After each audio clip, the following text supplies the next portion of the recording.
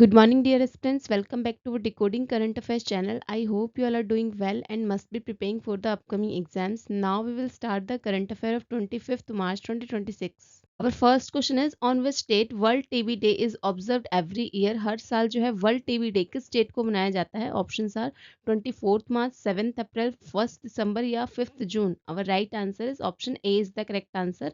24th मार्च को ये मनाते हैं और इस दिन जो है डिस्कवरी की गई थी ऑफ टीबी कॉजिंग बैक्टीरिया की किसके द्वारा? बाय रॉबर्ट कोच के द्वारा. रॉबर्ट कोच के द्वारा कब? 1882 में. ठीक है. और इस बार की जो थीम है वो क्या है? इस बार की थीम है 2026 की yes we can end the TB. Yes we can end TB, ये इस बार की थीम रही है जो कि हाईलाइट करती है need for stronger global cooperation and commitment to eliminate the tuberculosis worldwide. Next question number second, which European Union country became first to introduce fuel rationing amid recent energy disruptions? हाल ही में ऊर्जा संकट के बीच ईंधन rationing लागू करने वाला जो है वो पहला यूरोपीय संघ देश कौन सा बना है? Options are Australia, Slovenia, Hungary या क्रोशिया. और right answer is option B is the correct answer.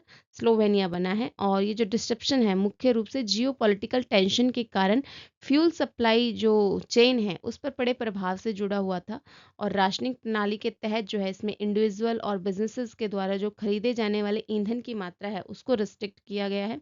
और ये जो कदम है ये पड़ोसी देशों में कीमतों के अंतर के कारण जो है बढ़ती सीमा पर जो मांग है उसको नियंत्रित करने और सीमित संसाधनों के उचित वितरण को सुनिश्चित करने के लिए उठाया जाने वाला एक कदम है.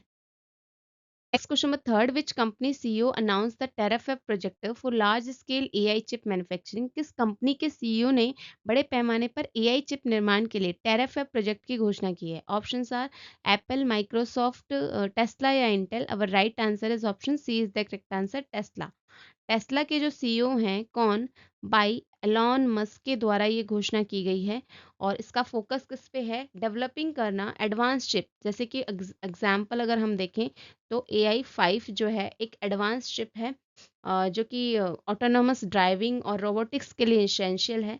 और ये जो टेराफैब है ये एक विशाल सेमीकंडक्टर निर्माण इकाई के रूप में विकसित किया जाएगा जिससे बाहरी आपूर्ति जो एक्सटर्नल सप्लायर्स हैं उन पर निर्भरता कम होगी. और अगली जनरेशन के लिए जो है चिप्स के लिए डिज़ाइनिंग, मैन्युफैक्चरिंग और टेस्टिंग के लिए एक व्यापक केंद्र के रूप में ये कार्य करेगा.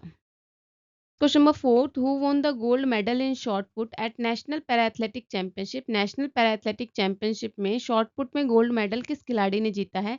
ऑप्शंस आर रिया सोलंकी, दीपा मलिक, मरियप्पन थंगावेलु या देवेंद्र झाझरिया.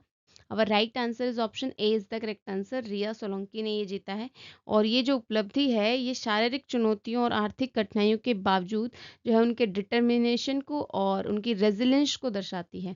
ये जो जीत है भारत में पैरा एथलेटिक की जो बढ़ती सफलता और पहचान को भी उजागर करती है. और इस टाइप के जो चैंपियनशिप होते हैं वो इंक्लूसिवनेस को जो है बढ़ावा देते हैं और विभिन्न वर्गों में खिलाड़ियों की प्रतिभा को प्रदर्शित करने के लिए एक महत्वपूर्ण मंच भी प्रदान करते हैं. Question number fifth, who won the women singles title at the Indian Open squash tournament? Indian Open squash tournament में वुमेन सिंगल्स टाइटल का खिताब किसने जीता है? Options are Anahat Singh, Hana Moataz, Joshna Chinappa या फिर Dipika Pallikal. Our right answer is option A is the correct answer. Anahat Singh ने जो है ये खिताब जीता है और फाइनल में किसको हराया है? हाना मोहताज को हरा दिया है इन्होंने. और ये टूर्नामेंट कहाँ पर आयोजित हुआ है? तो ये हुआ है आपका मुंबई में. ठीक है. और इसमें पूरे टूर्नामेंट में जो है उनके लगातार शानदार प्रदर्शन में जो उनकी स्किल, फोकस और डोमिनेंस को इसमें दर्शाया गया है. और इस प्रतिष्ठित प्रतियोगिता में लगातार जीत उनके अंतर्राष्ट्रीय स्तर पर बढ़ते कद को भी दर्शाती है. Next question number 6, which Indian naval ship participated in exercise Kakadu 2026? Exercise Kakadu 2026 में किस इंडियन नेवल शिप ने पार्टिसिपेट किया है? Options are INS Vikrant, INS Nilgiri, INS Kolkata या INS Arihant. Our right answer is option B is the correct answer. INS Nilgiri ने इसमें participate किया है. और ये जो एक्सरसाइज है ये एक मल्टीनेशनल मैरीटाइम एक्सरसाइज है. इसमें 19+ कंट्रीज ने इसमें पार्टिसिपेट किया है.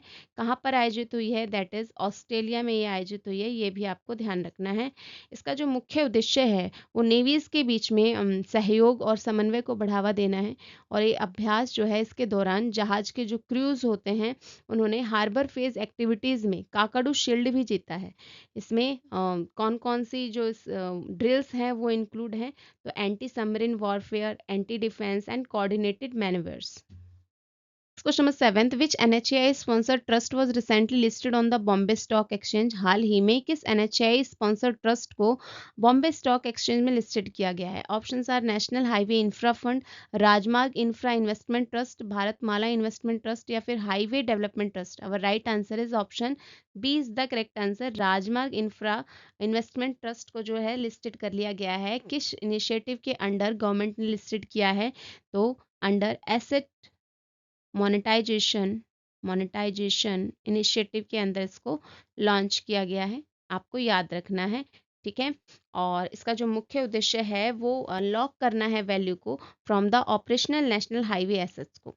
और ये जो ट्रस्ट है इसके माध्यम से निवेशक जो इन्वेस्टर्स हैं उनको इंफ्रास्ट्रक्चर आधारित जो वित्तीय साधनों में निवेश करने की अपॉर्चुनिटी प्रोवाइड करता है ये। और इसमें निवेशकों की मजबूत रुचि जो होती है वो भारत में बुनियादी ढांचे के निवेश में बढ़ते विश्वास को भी दर्शाती है। ये है आज की आपकी वन लाइनर रिकैप। इंग्लिश और हिंदी दोनों ही लैंग्वेजेस में आपको प्रोवाइड की गई हैं। अगर आप इससे रिलेटेड पीडीएफ लेना चाहते हैं तो आप इसको टेलीग्राम से डाउनलोड कर सकते हैं। टेलीग्राम का लिंक आपको डिस्क्रिप्शन बॉक्स में गिवन है। इसी तरीके की एग्जाम ओरिएंटेड करंट अफेयर्स के लिए चैनल को like share subscribe and comment भी करें। Thank you so much for watching this video.